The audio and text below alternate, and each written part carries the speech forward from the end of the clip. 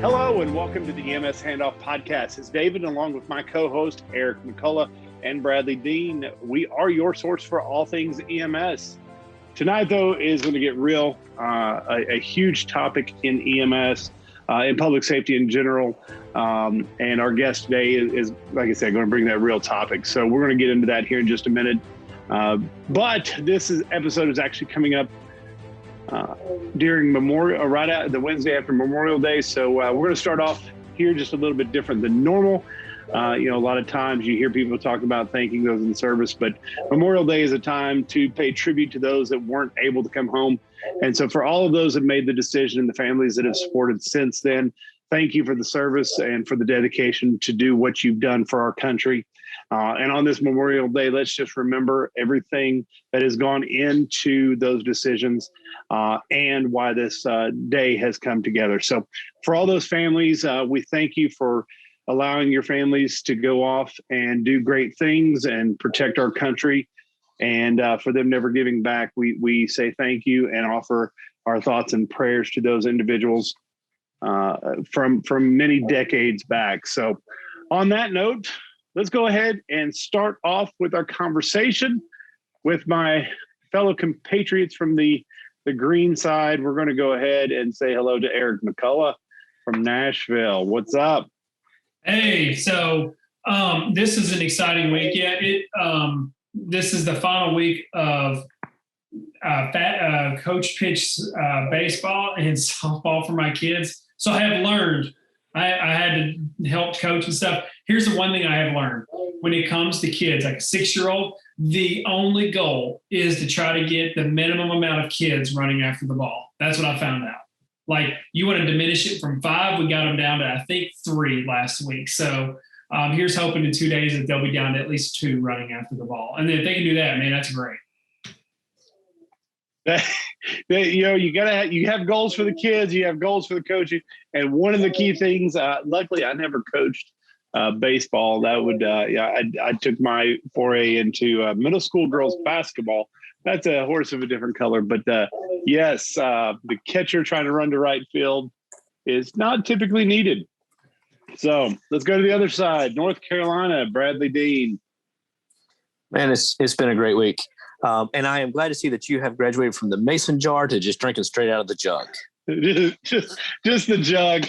I didn't take time to pour my water in a cup today, so no jar. It's still on the dining room table. Forgot it. So yeah, some days are just like that. So we'll see how it goes the rest of the day. So before we introduce our guest, we'd like to thank our podcast partner, the Journal of Emergency Medical Services. Genesis has been a great partner in the EMS Handoff podcast, and they've been an industry leader for many years. So while we remain the source for all things EMS in the podcast verse, make sure to go by and check out our podcast partner, Jim's. Not only do you see the up-to-date information that they have from a variety of things or upcoming conferences, but you also get to check all of our episodes. And, they do have some other podcasts. I'm going to have to make sure that the other ones are out there doing the same for us. We promote them, go visit them, make sure they come visit us too. But they're doing great things out there. Make sure and go by and visit. Also, don't forget to go by and subscribe on their platforms, Apple, Google, and Spotify on the EMS Today podcast to make sure you get all of our episodes. And we would like to also mention our official EMS Handoff merchandise partner, the Pursuit Company. They've got our stylish gear. You notice I got the white shirt on. I believe Bradley's got the red shirt, and Eric's just being a bum. I don't know what his deal is. Didn't have mine tonight. But make sure and go by and visit the Pursuit Company at pursuitco.com. They did update their website. And remember, you go to /EMS Handoff and check out our gear. And the ones that we've been talking about, our Keep Back line is actually printing now. They've had it up on the website for the last couple of weeks. Screens are there. Should have my first order tomorrow, and we'll be able to show off those awesome new shirts. We spent a long time on that. Bradley, it's time to kick the pig and let's go. So tonight we're joined by Phillip Wahby, who earned his Associate of Applied Science in EMS and a paramedic from St. Louis Community College, where he graduated in 1988. As a St. Louis City Paramedic, he spent 12 years on the front lines providing emergency care and crisis intervention in a variety of emergency settings, receiving multiple Dressel Life Saving Awards for his work. He effectively works with people and leads efforts to still allow him to save lives in a different capacity now. In 2017, Phillip completed the training in mental health first aid through Missouri Recovery Network, as well as the Recovery Community Organization Boot Camp. Phillip, thank you for joining us tonight. Thanks, guys. Thanks for having me. And, I'm excited to do this. And this is a very near and dear topic to me. Like you said, my name is Phillip Wahby. I am a heroin addict. I just celebrated 10 years in sobriety on May the 24th of 2011. That ultimately is what led to me not being able to work for the city of St. Louis Fire Department as a paramedic anymore. I committed some crimes to maintain a heroin habit. Like I said, I tried heroin once for like 30 years. And, I think everybody can relate to this as being emergency care providers, that it's in your heart. It's not just a job. It's something that we do because we love it. We love helping people. When I wasn't able to do that no more as consequences to my choices, I was heartbroken. I remember the day that I resigned, because I was allowed to resign from the fire department, that I was in tears. I was in uniform, and I walked out of our fire department headquarters. One of the training officers there basically told me if I didn't change, I was going to die. And, most people, normal people would probably change that at that point. I went out in my vehicle, left, and proceeded to, get high. Didn't solve my problem, but that was where my mind was. I figured I didn't have anything else to really do. That was what I was supposed to do. So, I was able to, through time, it took me a while to get sober. I like to call it field research. I had to do a lot of field research, and, I got to, I'm going to say I got to. I got to experience homelessness. I got to experience facets of the criminal justice system. I had never gone to prison, but I was arrested numerous times for a variety of just silly crimes, stealing. Then when I decided to get sober in 2011, two friends of mine, we decided that heroin addicts were dying needlessly. So we started an organization at that time to harm reduction. At that time, Narcan was available on ambulances and in ALS situations, but it wasn't available to the community. So we basically illegally were distributing Narcan to active people that were in active substance use disorder to try and help them facilitate recovery. You can't recover if you're dead. So we did that. We also started handing out clean kits, syringe access, and we were doing this out of the trunk of our car. Our phones would ring, and we would have people say, "Hey, I can you meet up with me? I need, clean kits, or I need Narcan. I had to use my Narcan, the other night," or what have you. So we would meet them in alleys at all times of the day and give them this stuff. Eventually it turned into an organization to where we got laws passed here in Missouri for the Good Samaritan law, which grants limited immunity for someone at the scene of an overdose to call 911 and not have the repercussions of getting locked up for say, a traffic warrant, because that is what people would do. They would dump bodies from heroin overdoses because they were afraid they're going to go to jail for a speeding ticket that they didn't go to court for. That's crazy. It also gives limited immunity if there's, small amounts of drugs or paraphernalia on the scene. But it's helping to save lives. It also allowed public access to Narcan, to where you can go into, a pharmacy and get it. Our organization hands it out for free. That was funded by grants. But prior to that, we were handing it out through private donation through a not-for-profit organization, which is named Missouri Network for Opiate Reform and Recovery. That's where it's a recovery community center. Essentially, you can drop in at any time, Monday, 7 days a week, and during the day, and you can get resources to get into treatment that, Narcan, clean using supplies, somebody to talk to, whatever. We meet people with substance use disorder where they are at. We don't stigmatize them for being that, because I am. The only difference between me and them is that I decided to change my life and make it better. I do that through a 12-step organization, which there's a variety of them. Is that the only way to get sober? No. There are multiple pathways to recovery.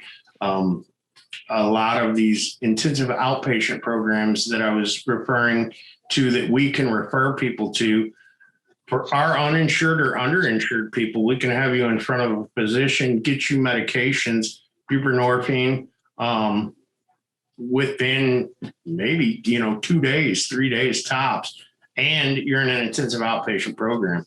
Some of these programs will even pay your rent and sober living, which I've helped start those too.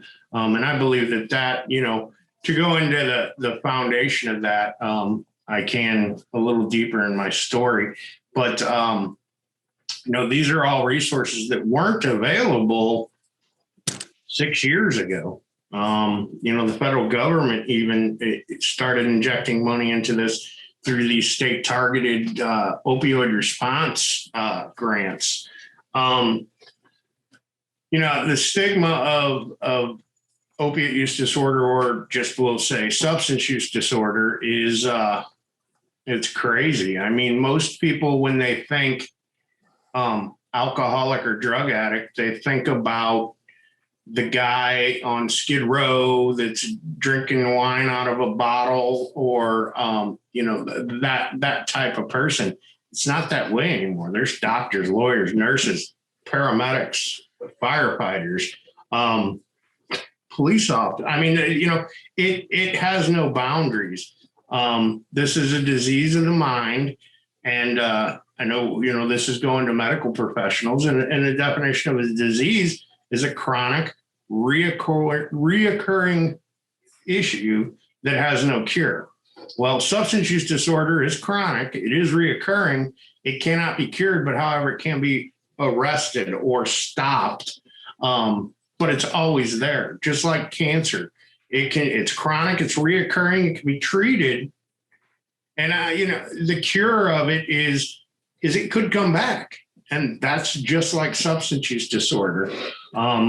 I know as an emergency responder, I felt the same way too. At 3:00 in the morning, the tone drops, you run to the truck, and you're going to get, a narcotics overdose, or you're going to get somebody that has a mental health disorder. And it's like, man, I went to school to learn how to be a ambulacab driver, for lack of better words. Well, that's my job. I am supposed to help.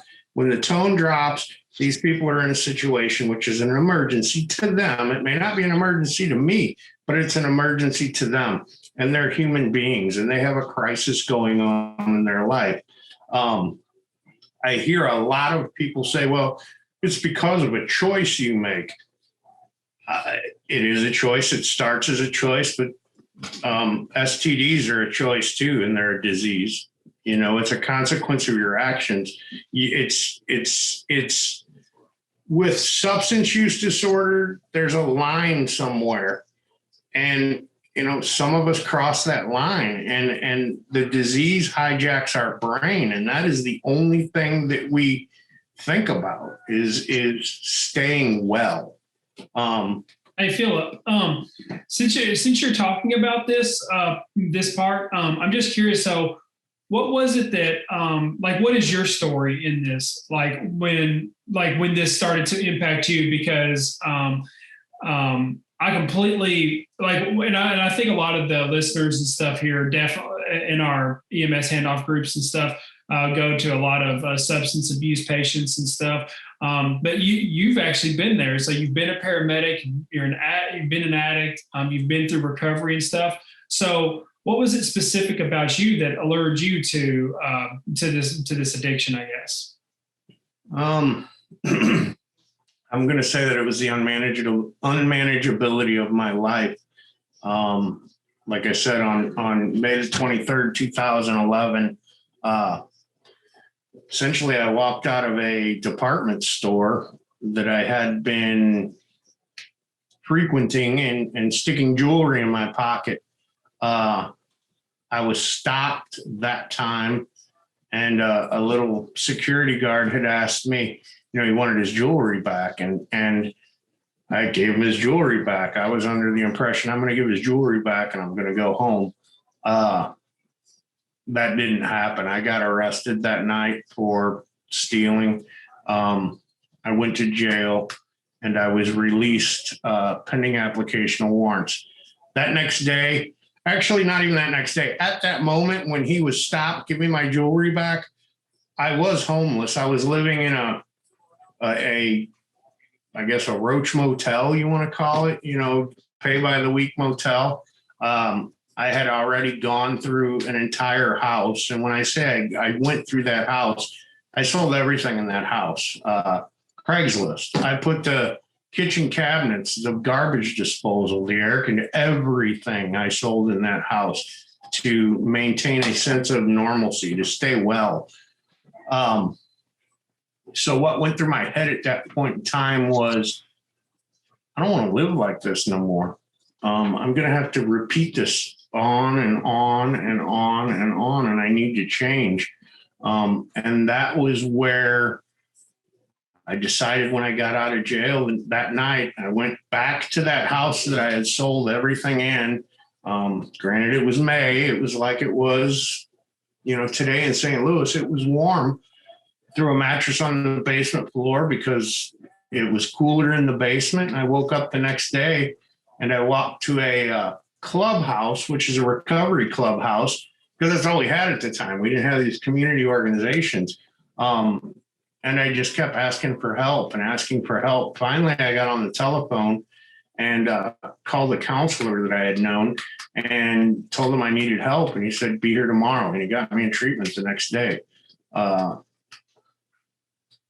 You know, it was that pitiful, incomprehensible demoralization. I was not the person that I felt I should have been. I was a criminal. I mean, bottom line, that's what I was. You know, whether you're stealing jewelry or you're stealing a cracker, you're stealing, and that wasn't me. I was going to die if I continued to go down that road of active addiction. So, you know, I went to treatment, and I did the 30-day treatment program.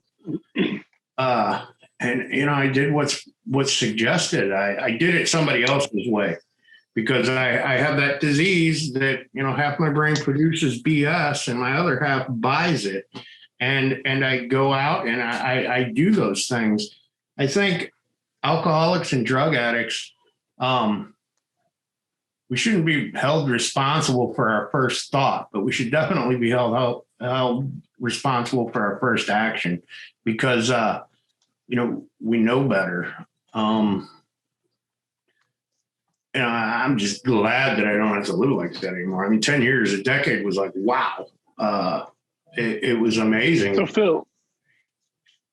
Phil, I want to go, and this is, in the introduction, we really kind of hit this because this has been a huge topic within the EMS community, and you've talked a lot so far, and we're going to get into a lot more detail on this, but I want to rewind the clock just a little bit because I have a feeling that your story is very similar to a lot of individual stories when it comes to this profession about how they get there. You kind of mentioned already that, this isn't a bad person disease. It's isolated only to people that do bad things. There's a lot of people in this country from, like you said, paramedics, physicians get involved with this, judges, lawyers, doctors, you name it out there. And it happens to some really good people, and some bad things happen. So let's go ahead and go far enough back that we kind of talk about how you decided to get into this profession at the beginning. My father was a police officer, and, like every other kid, you think, man, I want to be a policeman like my dad. You want to do what your dad does. And he, like I said, he was a police officer. When I was a youngster, he used to, and how he did it, I have no idea. This was in the 70s. But on Christmas Eve, he would take me out in a police car with him. And it always seemed like in this little town of Shrewsbury, Missouri, that Christmas Eve was, because I was with him, was a busy night. But I wanted to be like my dad. I wanted to be this police officer. Well, one day I was like 13, 14 years old, and my dad handed me the orange books, Emergency Care and Transportation of the Sick and Injured. And I started looking through them, and I was like, man, this is pretty cool. So I got involved in an emergency medical explorer post here in St. Louis that was called Carondelet Area Rescue Patrol. Essentially, we did first aid stations at school picnics, different functions. And then, even we have like a veiled prophet parade on the 4th of July. And our advisor he was a nurse, and he was involved with the Red Cross. So we were able to kind of tag along with the Red Cross at these larger event first aid stations. And I mean, we're 14 years old with a standard first aid card, and we're like getting exposed to big boy medicine stuff. And man, it was cool. I wanted to do that. It turned into me. Didn't make me a very good high school student, because at the time I was able to enter into the field of emergency medicine with a GED. Partying was present in my life then, marijuana and alcohol. So the St. Louis public school system didn't have classes quite the time that I wanted to go to school. So I got pulled into ultimately truant court with my mother. And like I said, my dad was a policeman. My mom worked for the court system. So she knew this judge, and the judge kind of, I guess, recessed court and took us into his chambers. And he said, Phillip, what do you want to do with your life? And I said, well, I want to be a St. Louis City Paramedic. Granted, I was 16 years old. And he goes, do you have a plan to do this? And I said, well, I was going to go to work for my uncle at a service station. He was going to loan me the money to go to EMT school. And I would work for him, pay off this student loan per se from my uncle, and go to the community college. So I did that. After that, I graduated that program. I started to work for a private ambulance service at the time that was just Avid Ambulance. And the private service gave me the opportunity to get the exposure of being on an ambulance. I know everybody wants to go run trauma and they want to run 911 calls, but I had to get in where a nursing home transfer was a nursing home transfer. They're people too. They needed care. I applied with the city of St. Louis. I tested, and I hung around these guys. I was like I said, I was an EMS explorer, or an emergency medical explorer. We weren't affiliated with the EMS systems in St. Louis, but I went and, I'd go, they worked out of police stations at the time. So I was that little kid that would show, well, not little kid, but 14-year-old kid that would show up and talk to these guys, you know, can I get a tour of the ambulance? Can I do this? What's that? Asking questions because I was curious. So the day that I went to the my practical exam for the city of St. Louis, the paramedic supervisor that was giving me the test looked at me and he goes, boy, you better shine, because he knew the people that I was hanging around with. And it wasn't that, you know, it's a practical exam. You can't get the answers. You just got to do it. And so I grabbed 2 Plano 747 tackle boxes that had some weight to them and proceeded to walk around this old police station, which was EMS headquarters, go down the steps into this large classroom, and there lay to Recessa Annie. And as soon as I set those 747 boxes down, the training officer, Chief Yancey, said, you arrived on an automobile accident. This is your patient. They're ejected from the automobile. I began to do what was in my, you know, primary survey, secondary survey, CPR. At the time we were using EOAs, dropped an EOA, controlled the airway, and this was EMT stuff. So, and then I was hired. I was able to become what I wanted to become, and that was a medic for the city of St. Louis. The first night after my orientation, a 2-week orientation, I went from doing nursing home transfers to working on Medic 10. At the time, there was a hospital in St. Louis. It was a psychiatric hospital called Malcolm Bliss Hospital. It's no longer. They tore it down. But our ambulances ran out of different hospital emergency rooms or police stations at the time because it was under the Department of Health and Hospitals. And I remember I was working with, I can say her name is Laurie LaCavali. She's a fire marshal now at Pattonville, Missouri. And we got a call for a pediatric cardiac arrest in the low-income housing projects, which were right by Malcolm Bliss. And I haven't seen, probably the youngest patient I had saw up to that point was probably 82 years old, maybe. I don't know, because it was all nursing home transfers. And I looked over at her and I was like, I don't know what, you know, and she was like, you're the senior person on the truck. It's your call. And so it was kind of trial by fire. Naturally in the EMS system, got there, and it wound up being a stuffed up nose or something. It wasn't a pediatric cardiac arrest.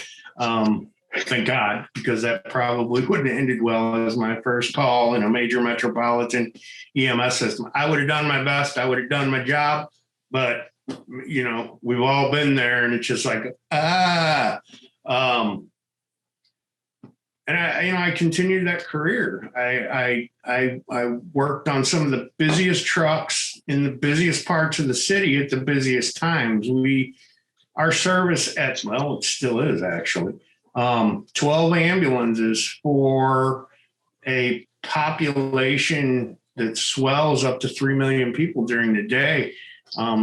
They ran at that time 98,000 calls a year. I remember working nights, 8 at night till 8 in the morning at out of the Area 3 police station, which was at Union and Margaretta, which is a pretty rough part of Walnut Park. It's a pretty rough part of town now. It was even then, back in the late 80s, early 90s, because of the Crips and Bloods. You know, I mean, we're breaking homicide records still. We were definitely breaking them then. And I was up there by choice. It was where I wanted to be. It was fast paced. I worked flawlessly in chaotic situations. Later to find out that I like to create chaotic situations to feel normal. You know, I wanted to touch on, which I think had a little bit to do with well, maybe it had a lot to do with the substance use, was we're running 18 calls a night in a 12-hour shift.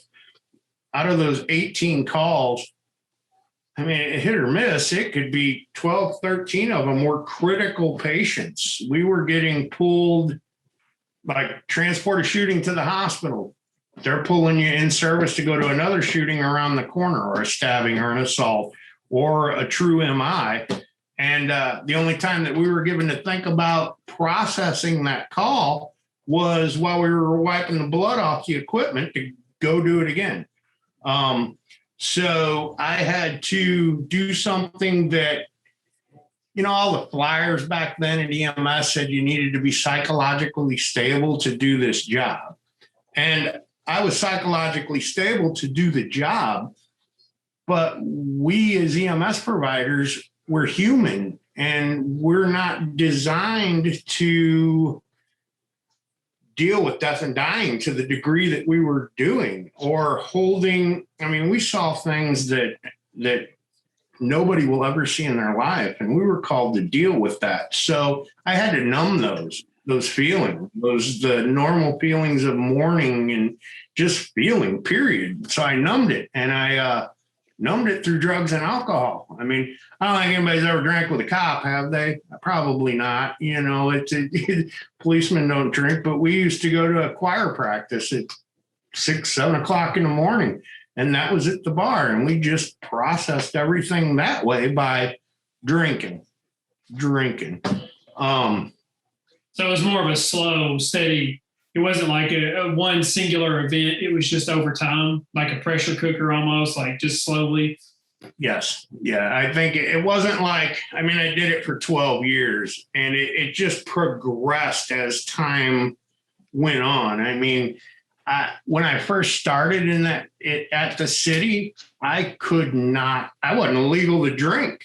I couldn't go to the bars, but all the guys were like, it's kind of like being in the military. You're 18 years old, you can go off to war, but you can't drink.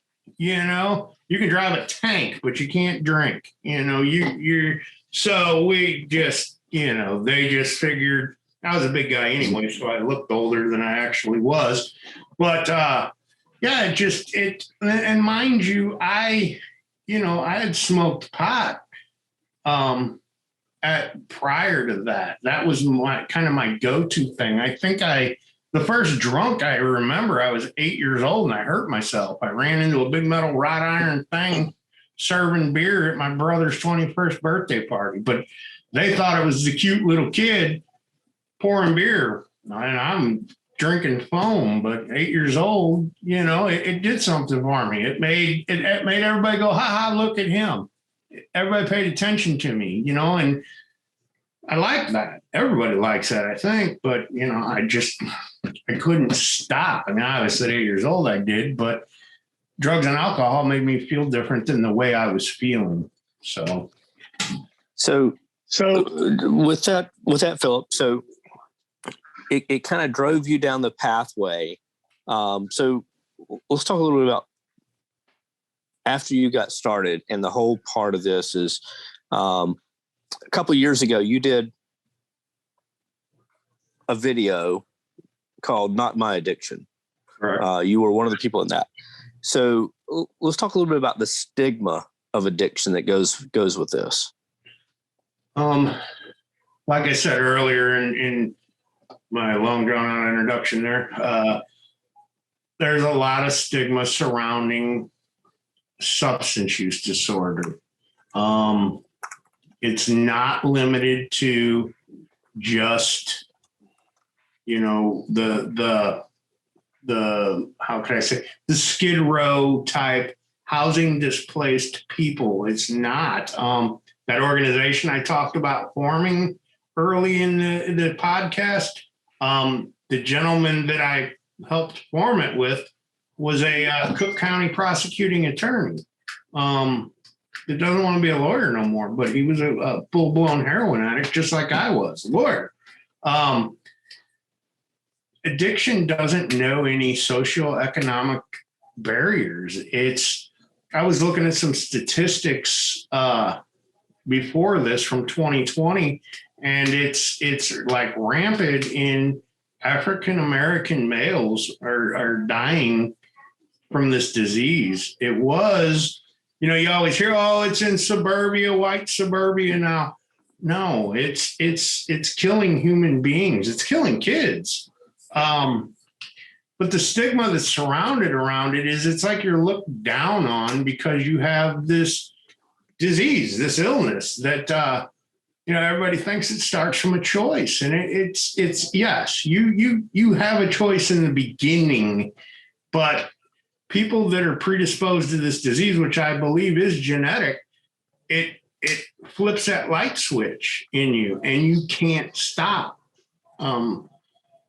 Nobody starts using substances to say, that's what I want to be. When I was a kid, I didn't aspire to be the zigzag man. I wanted to be a St. Louis City Paramedic, but addiction took me to places that made some things happen in my brain, which didn't make me think like normal people. And as you kept going, nobody wants to be addicted to drugs. And in saying that, the thing that we use at like high school talks is Johnny's a football player, freshman year, blows his knee out, goes to the doctor, gives Vicodin, likes Vicodin. It tripped that thing in his head.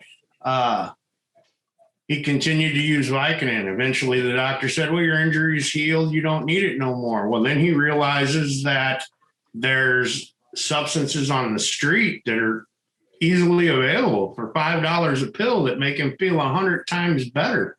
Fentanyl. And he doesn't realize what he's getting himself into, winds up doing too much. And the next thing you know, he's in the back of our ambulance if somebody calls 911. He's a human being too. He needs that help. It's no different than a diabetic. It's no different than someone that has seizures. That used to be I'm a hypocrite. Then Dilantin was the Dilantin phenobarb for seizure disorders. You drink, Dilantin don't work. So then you're wondering, people are having seizures and they're wondering why. It's like, well, it's because you're drinking. Well, you know what? They probably had a disease of alcoholism and they couldn't stop drinking and they didn't have the resources to stop drinking. Nowadays, there's more resources out here for that, especially, I'm not trying to get off topic here, but when someone overdoses, the last thing they want to do is be Narcan. That ruins the high. We know it blocks the opiate receptors. Therefore, the opiate can't break through that barrier. And now you're thrown into withdrawal. You're angry. You're sick. You don't want to go to the hospital. You want to go get high. That's the disease of addiction. Transport them. I know you can't force them to go, but in Missouri, we have a program called EPIC, which is emergency room peers that go to the emergency rooms that there are people just like me that have lived experience and we can facilitate ongoing care for them and get them into treatment, hopefully save their lives. In that movie or mini docu thing, Not My Addiction, it was Ray had contacted me and thought, this will be great. Target audience is going to be first responders to help remove the stigma of first responders. I was the only person in that video that did not experience an overdose. I've reversed 1 million of them, but I've never overdosed myself. I don't know why that is, but I just didn't experience it. The other girls that were in there, they're still sober, by the way. If you do watch it, they're all still sober. They're all leading productive lives. As a matter of fact, the first Hannah L, I think, is having another baby. The other Hannah, that's now she's and I'm okay with this anonymity thing. She's an RN. She's been, God bless her, working day in, day out at a major hospital here in St. Louis through all this pandemic and stuff, and she's still sober. So everybody there, was given the opportunity to ongo their lives from opiate reversals by first responders or by having layperson Narcan access. I know Ray had me read a card that was, he got it from some social media site. It was a firefighter that stated, "I don't get paid any more money to give Narcan. Let the junkies die." I think that's what it said. My response to that was I was angered. That still angers me. But I also said that you don't get paid any more money to push epinephrine, So I down 4 cheeseburgers, clog my left anterior descending. I code, you're doing your job. You're giving me this medication to save my life. It's not for you. We can't play God. We can't play God. It's that just ticked me off, when I heard that, because yeah. And I mean, I will tell you, I keep up with both Hannahs and you, and to watch Hannah read that in that documentary, I know that emotionally that just tore her apart. Nobody ever intends to get addicted, to overdose, and these people don't want our Narcan. They want our care and our compassion. But my question is do the healthcare providers, the paramedics, the nurses, the physicians that these people encounter following an overdose have the resources or know what resources are available to help these individuals get into recovery? I think in Missouri, we've come pretty far with that. And when I say in Missouri, I don't know what other states are doing. I'll talk about St. Charles County Ambulance District here in in the St. Louis metro area. They actually, through their community support division, they do leave behind Narcan. They do follow-ups with the folks that the patients that they had, and they try and keep that continuum of care going. They have developed relationships with treatment centers around the area that if these people want to go to treatment, they can pick up the phone and get them in treatment. Like I was saying earlier, this intensive outpatient programs that are in the St. Louis area now are a big deal. I mean, we have drop-in mental health centers now where you can you don't necessarily have to go to the hospital. You can walk into one of these drop-in mental health centers and I'm a heroin addict, I need help. And they are going to facilitate a way or an avenue for you to get into treatment. And they're going to follow up with you. That's what that peer recovery support specialist is a person that basically does warm handoffs in the continuum of care. Take you to treatment, get you to the doctor, get you to a thrift store if you don't have a pair of shoes, plug you into all these resources that are already in the community and follow up, help you set goals, help you, if you can't get to a meeting, they take you to a meeting. That's what saved my life is going to meetings. That was that EPIC program I told you about, that they respond to the emergency rooms to behavioral health network. And they're called from the social workers or the ER staff. One of the hospitals in St. Louis is Barnes Jewish. There's a couple of them, but Big Barnes down on North Kings Highway. I'm sorry. It is a level 1 trauma center. It is in a area that receives a lot of the lower income patients, because I mean, really in St. Louis City, we have 3 hospitals in the city of St. Louis now. So you're either going to St. Louis University, you're either going to Barnes Hospital, or you're going to, I think it's called Election Brothers still. They might have gotten bought out by somebody else. And then, 4. There's St. Mary's.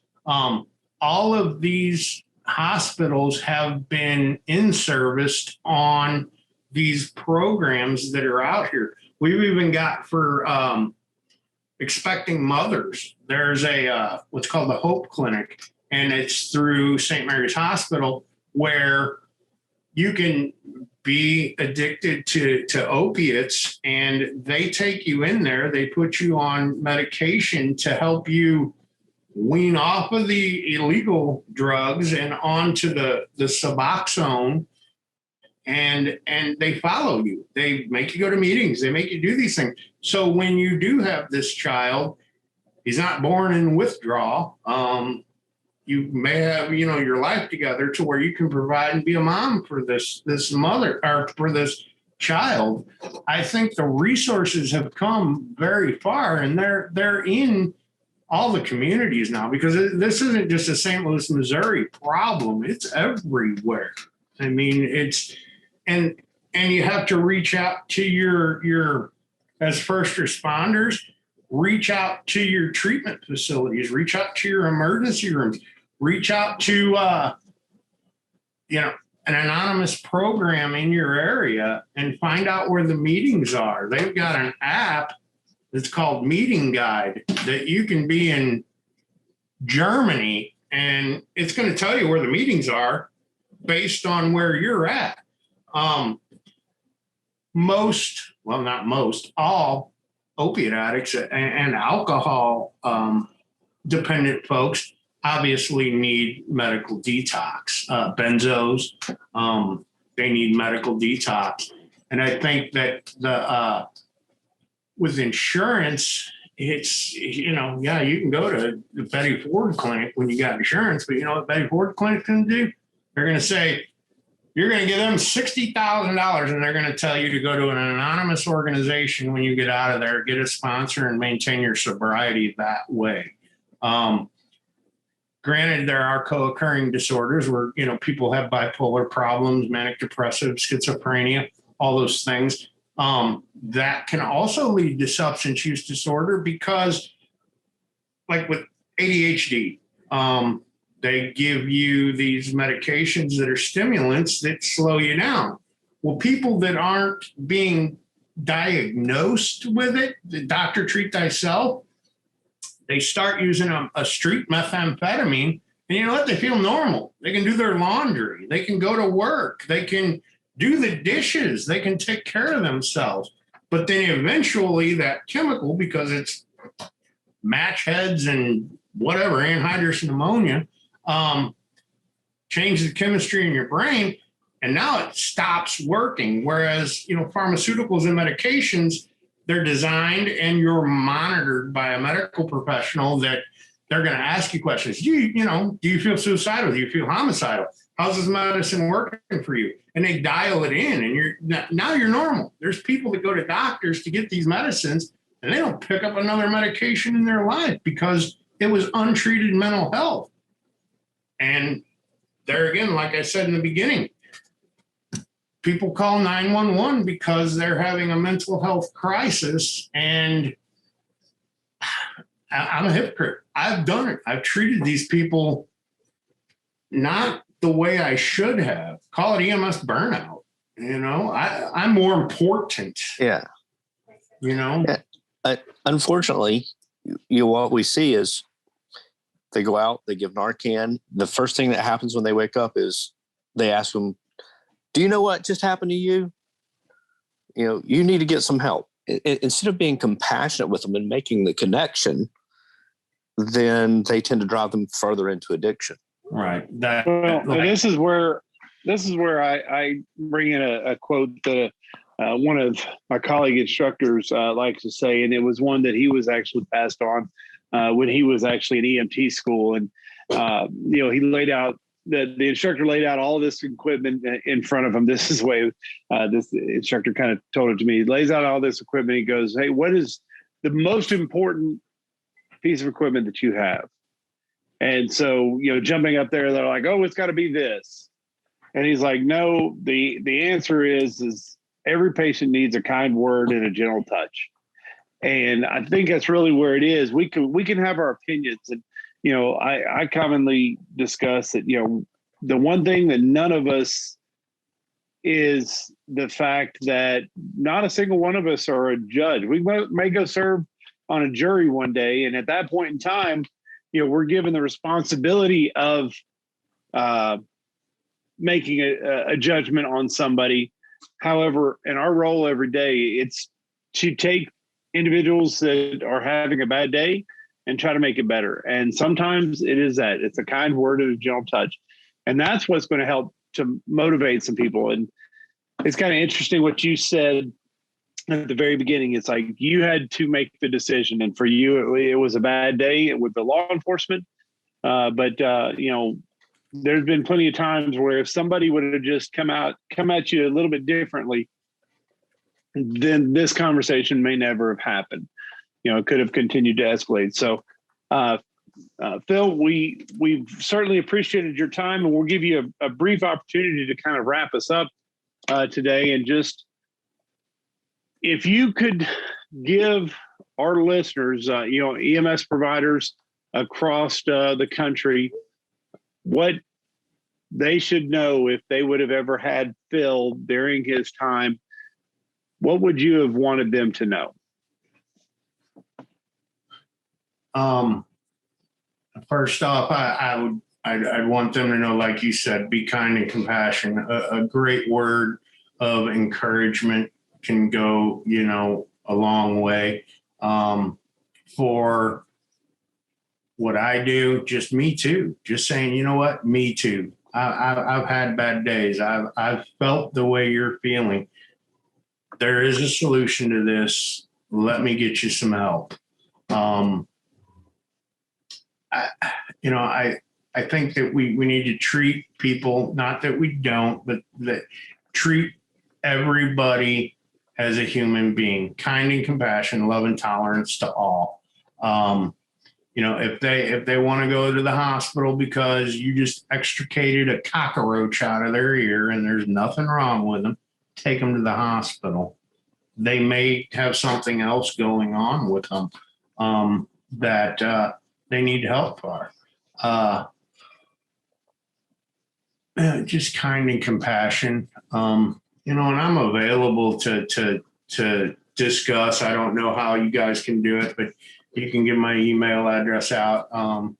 And if there's anything that I can do to help further community engagement, I will. I can, plug into some of the people here in St. Louis that have started these excuse me, leave behind Narcan programs with these EMS services and how they do it. We tried to do something with the county police where they had what was called the Mo phone. And because of confidentiality, they couldn't give us the addresses and the names of the patient. But the police officer could hand them a phone that we provided, and they could call us at that moment and be like, hey, I was just reversed from an opiate overdose. How can you help me? And we can, further that. But for legal reasons, we weren't able to pull that off. So kind and compassion, pay attention to mental health. Also pay attention to your own mental health and self-care. Like I said, we're first responders. We deal with people's, nobody calls 911 for us to come chat with them. They call 911 because they're having a crisis. And we have to process that stuff. We have to work the problem and be a part of the solution. But honestly, it takes a toll on us, just like veterans that see. I've had people tell me I saw more combat in the city streets than they did in Vietnam. Take care of ourselves. The mental health care for first responders has come leaps and bounds from the way it was 20 years ago. Please take care of yourself. And I think that can carry on into how you take care of your patients too, because you understand them. So. Well, Phil, what I'm going to ask you to do here, we're going to put your email address in our show notes, but go ahead and give it to the listeners. And if anybody wants to get a hold of Phil, for some of these resources, or just continue the conversation about where this is. So Phil, if you would go ahead and give your email address, and that way we can share it out for you. My email address is phil@monetwork.org. That's P as in Paul, HIL @monetwork.org.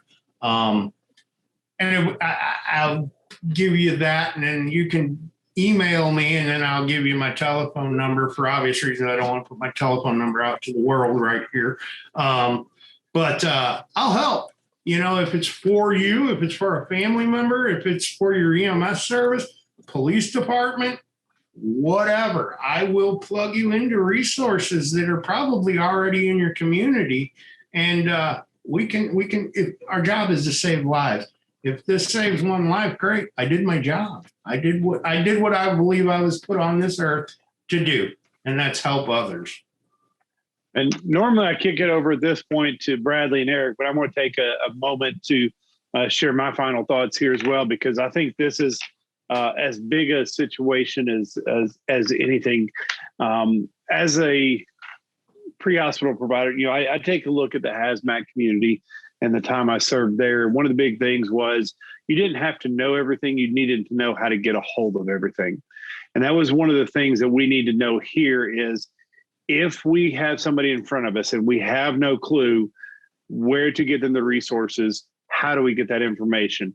And so I encourage everybody in their communities to know who they need to reach out. For me, it was easy. We had an EMS division liaison that served in that role and was able to get out to the many different resources out there, whether it was resources for the elderly, resources for the disadvantaged, resources for special needs, resources for this. It was one of those calls, and you knew that if dispatch was to give them a call at 2:00 in the morning, they knew it was their job to pick that up and take that on. And so if you don't know where to get it, know how to get to the information to get it. And that's going to make all of our patients' outcomes a lot better. Find that individual, find where that information is. Now I'm going to kick it over to Bradley for his final thoughts tonight.